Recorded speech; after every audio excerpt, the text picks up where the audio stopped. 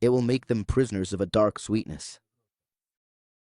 Interestingly, as I was talking about false religions, the false doctrines that sadly turn people into prisoners, it's through sweet words they are told, because these words play with their emotions, telling them what their ears want to hear.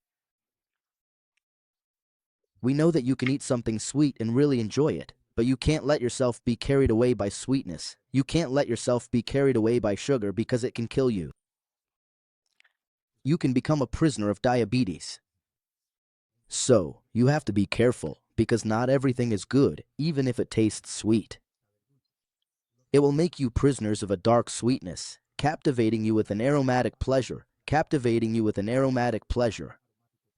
Aromatic, positive, but it's meant to make you, to lead you to carnal pleasure, which is something negative.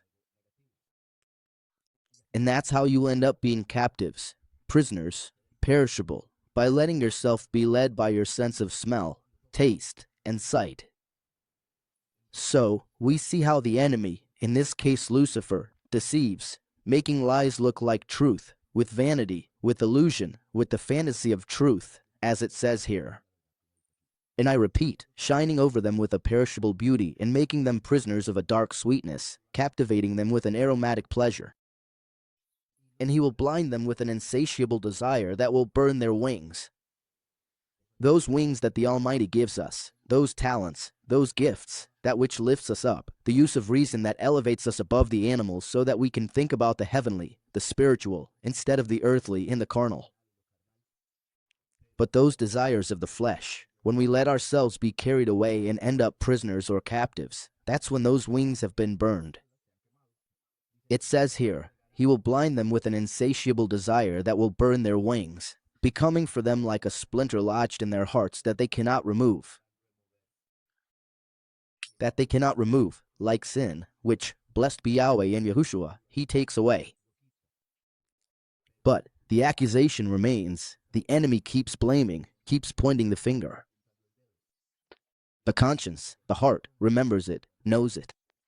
And in the case, obviously, of those who are completely lost, those whose wings are burned by insatiable desire, that splinter is lodged in their hearts, which in a way keeps them inclined toward the evil of the heart.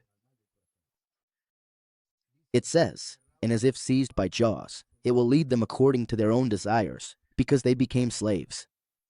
Sin and slaves.